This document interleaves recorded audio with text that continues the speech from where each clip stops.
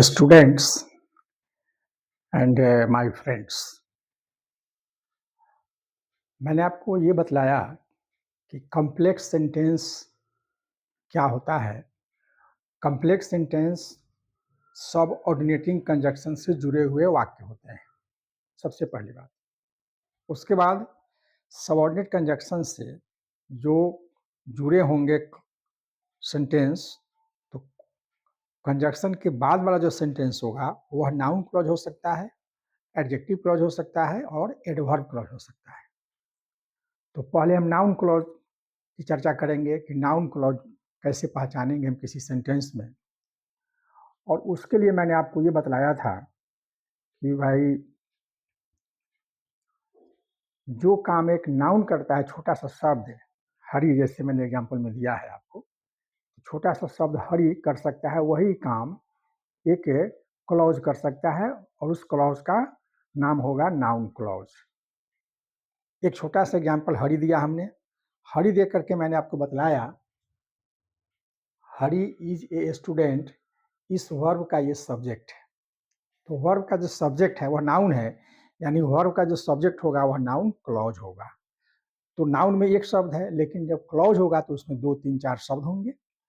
तो एग्जाम्पल के तौर पर मैं आपको ये दे रहा हूँ, हाउ राम वेंट, एक तो क्लॉज हो गया।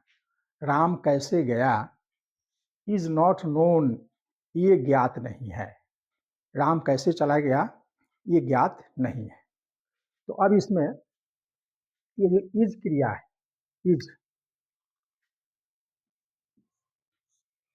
इस इज क्रिया का आप सब्जेक्ट ढूंढें, find out the subject of that verb is.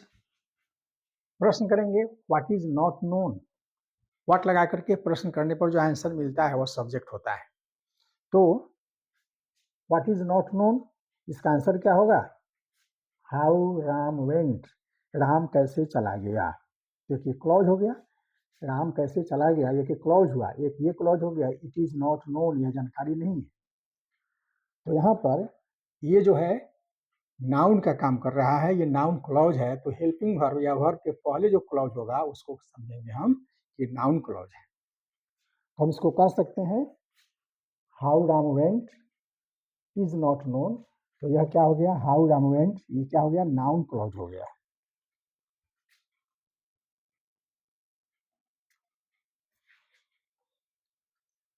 ये हो गया नाउन क्लॉज और ये हो गया प्रिंसिपल क्लॉज। अब देखिए नाउन क्लॉज जब आएगा, सब्जेक्ट का काम करेगा, तो बाद वाला हो जाएगा प्रिंसिपल क्लॉज। तो इसका एनालिसिस जब हम करेंगे तो इसका एनालिसिस होगा, it is not known,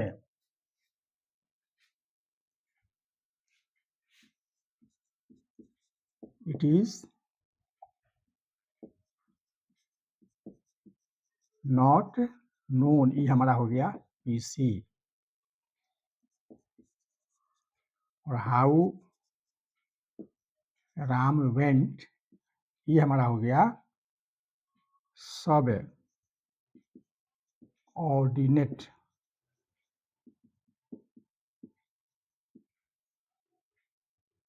noun clause, subordinate noun clause हो गया। तो इसका एनालिसिस हुआ। ये एक अन्य एग्जांपल और देते हैं।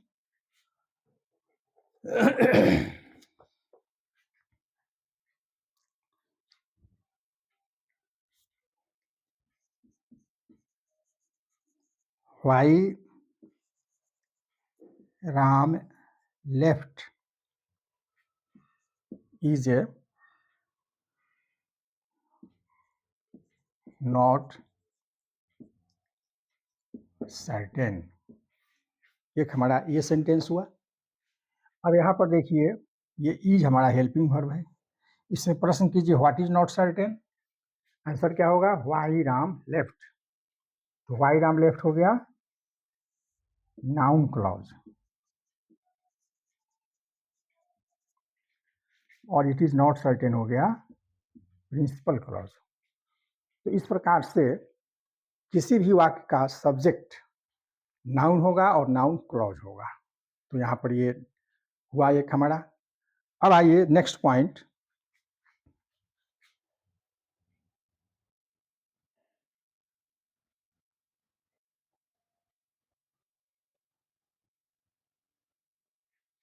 नेक्स्ट पॉइंट क्या है?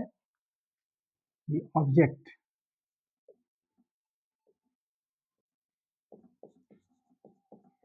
का काम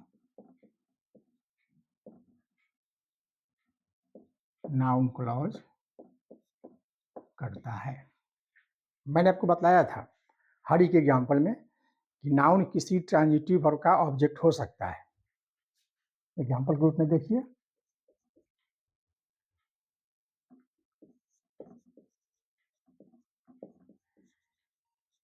I know Hari,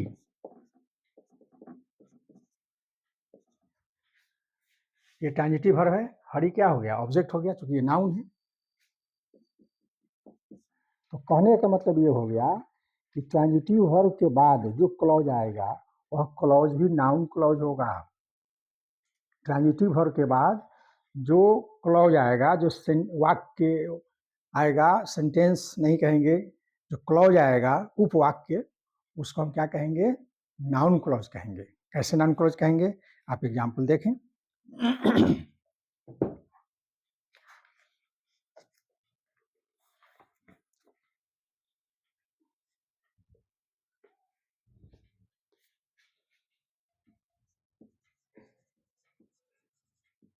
We know that the sun is hot. We know that the sun is hot. यहाँ पर देखिए, ये नो है, क्रिया है, क्रिया है, लेकिन ये ट्रांजिटिव वर्ब है। ये दैट हमारा क्या हो गया? एक कंजक्शन हो गया। अब ये जो क्लॉज आया, the sun is hot, the sun is hot, ये क्या है? ये नो क्रिया का ये ऑब्जेक्ट है। नो क्रिया ट्रांजिटिव वर्ब है, और ट्रांजिटिव वर्ब के बाद जो आएगा ये the sun is hot, transitive verb के जो बाद आएगा वह क्या होगा? नाउन होगा, यानी नाउन क्लॉज होगा। तो यहाँ पर नो क्रिया हुआ, इस नो क्रिया का ये ऑब्जेक्ट हो गया द सन इज हॉट। तो ये क्या हो गया? ये हो गया हमारा नाउन क्लॉज, और ये हमारा हो गया प्रिंसिपल क्लॉज, जो जुड़ा हुआ है दैट कंजक्शन से। तो प्रिंसिपल क्लॉज का पता चल गया, नाउन क्लॉज का पता चल गया, कंजक्शन का पता चल गया। दैट जो है वह सब ऑर्डिनेटिंग कंजक्शन है, इसलिए। और यहाँ पर दैट का मतलब हो गया की, दैट का मतलब की, दैट का मतलब वह नहीं, दैट का मतलब की। हम लोग जानते हैं कि सन इज हॉट, सूरज गर्म है। तो यहाँ पर क्या हो गया? ये ट्रांजिटिव वर्ब नो क्रिया हो गया, नो क्रिया ट्रांजिटिव वर्ब है, और उस क्रिया का वह ऑब्जेक्ट है। तो ऑब्जेक्ट क्या होगा? नाउन होगा, यानी नाउन क्लॉज होगा।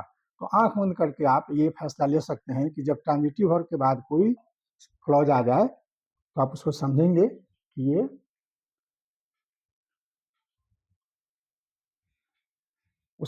कि ये मेरा नाउन क्लॉज है।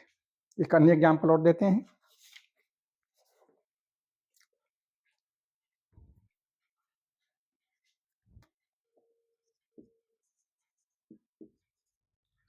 गिव मी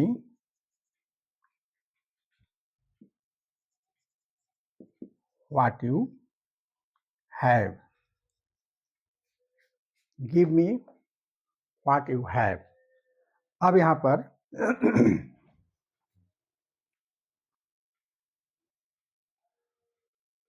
ये जो है, ये देना क्रिया, ये ट्रांजिटिव वर्ब है, और ट्रांजिटिव वर्ब के बाद क्या आया? You have. वाट तो यहाँ पर क्या हो गया? कंजक्शन हो गया, लेकिन ये क्या हो गया? नाउन क्लॉज हो गया। और ये क्या हो गया? ये पीसी हो गया, प्रिंसिपल क्लॉज हो गया। तो इस गिव क्रिया का क्या है? ये ऑब्जेक्ट है। यू हैव, तुम्हारे पास जो है, व्हाट यू हैव, जो तुम्हारे पास है। तो इस तरह से हमें ये ऑब्जेक्ट ट्रांजिटिव वर्ब के बाद देखेंगे, उसको समझेंगे तो वह क्या होगा? वह नाउन क्लॉज होगा। एक अन्य एग्जाम्पल और देते हैं।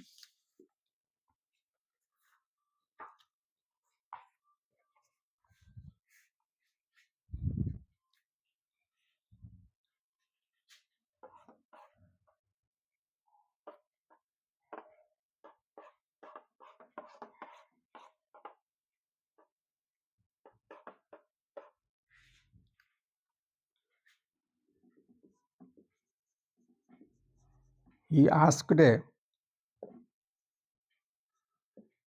where I lived। तो ये देखिए, ये आस्क क्रिया है, ये ट्रांजिटिव वर्ब है। अब ये वेयर क्या हो गया? वेयर तो हो गया कंजक्शन। आई लिव्ड क्या हो गया? ये नाउन क्लॉज हो गया। यानी ट्रांजिटिव वर्ब के बाद ये क्लॉज आया, इस क्लॉज को हम आंख बंद करके कह सकते हैं कि ये क्या है? ये नाउन क्लॉज है। तो इस प्रकार से हमने एक ये बतलाया कि सब्जेक्ट होगा नाउन क्लॉज, दूसरा ये बताया कि ऑब्जेक्ट होगा। अब तीसरा और चौथा दो बाकी है। इस दोनों को हम नेक्स्ट वीडियो में जारी करेंगे। तब तक के लिए आप इंतजार करें। जय हिंद।